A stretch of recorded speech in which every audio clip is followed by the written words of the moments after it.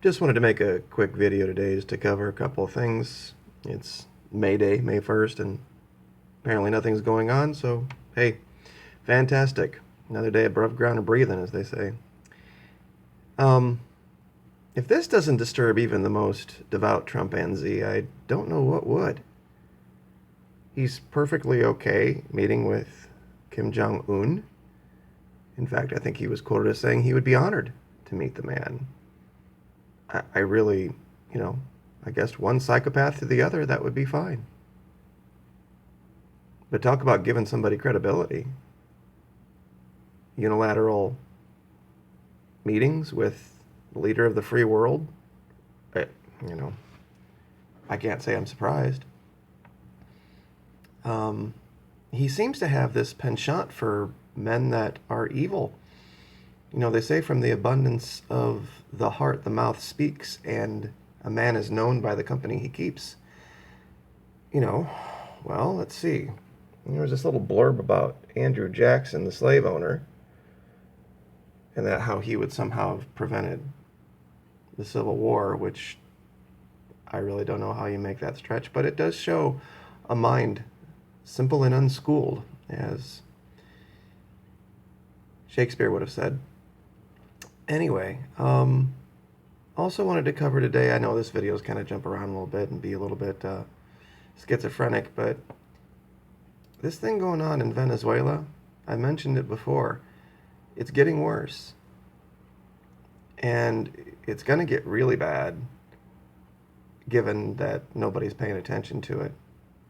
The Trumpanzee right-wing websites love to point to say, see, this is what socialism does, this is what socialism. This has nothing to do with socialism. Zero to do with socialism. This has to do with a country trying to operate in the same hemisphere with the United States, operating by the same rules. They have vast, huge oil reserves. There should be no way this country is not able to feed its people, given the fact that it grows just about everything you could imagine. Peaches, pears, grapes. They have rice down there, bananas, sugarcane. I mean, it's not like, it's a third world country, but it's not like Africa where they're living in the middle of a desert. They have vast, vast swaths of land that can grow anything. I mean, including drugs. There's very little you can plant down there that doesn't grow and flourish. They should, I could see these people, having an issue perhaps with trade with electronics or cars or clothes. But, well, I don't even know about clothes because they grow cotton as well. But there should be no issue with these people feeding themselves. Absolutely not. There's food all over the place down there. I was stationed in Panama. Believe me, that's not an issue. But when you involve modern economic procedures that we have, for lack of a better term, this all boils down to insurance. This all boils down to the ultimate socialist game. And I guess in that sense it does have something to do with it, but you'll never hear a Trumpanzee ever speak out against insurance or the idea of car insurance or health insurance or life insurance or whatever. This is what it comes down to what you're basing your value of the currency on. It used to be in this country that it was gold and gold reserves, and then it got flipped over to just the idea of the U.S. government having faith in it, and given that the government had secured the petrodollar at the time, that's what the world ran on. So it's kind of a long, convoluted, detailed argument, and I know that most of the people that watch my videos on a regular basis are very well aware of what's going on here. I just wanted to cover it in, briefly, in a way that would tie it into the craziness that now occupies the White House. It's just insane. We're over there knocking on the door of North Korea when we have a genuine humanitarian crisis right in our backyard, and nothing's being done. Absolutely nothing's being done, because this isn't a winner for him. And besides, the more people start sniffing around South America, I covered this in other videos, I think he would be terrified if it actually got picked up what he's really doing down there. And I made a big map covering it a long time ago, but Anyway, also, there's this guy that he has invited to the country, and this guy is about as evil a human being as has ever walked the planet. I mean, this guy is horrible. I mean, just to give you some, he's actually admitted to killing 3 people that insulted his family honor. Um, Thousands more have been assassinated, mostly street children, petty criminals, and thieves, that type of thing. He's for that. He's for vigilante justice.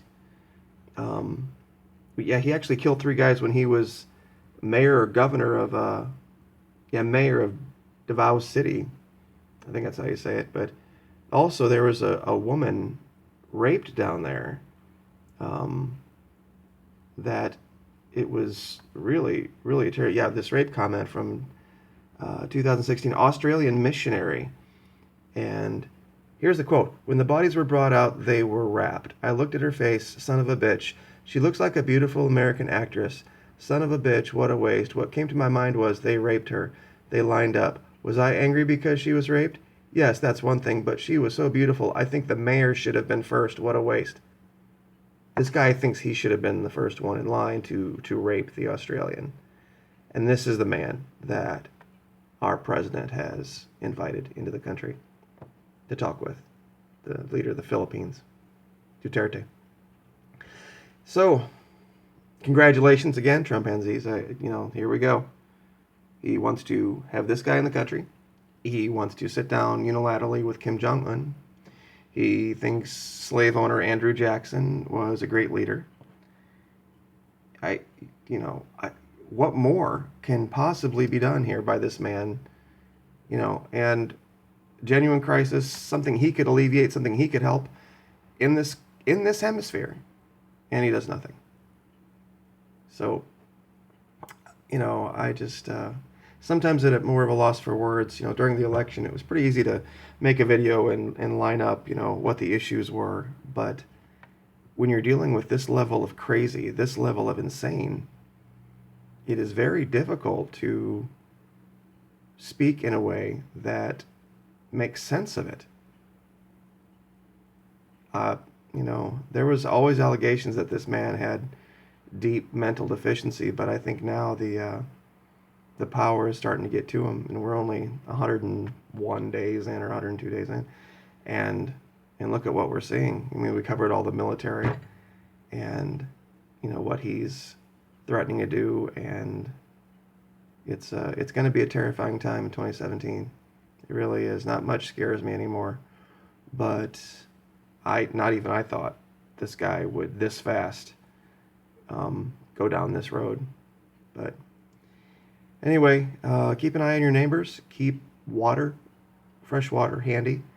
I've never been a big prepper guy, but I've always liked to, believe that if something were to hit the fan, that I could at least march in place for, at least a week or two.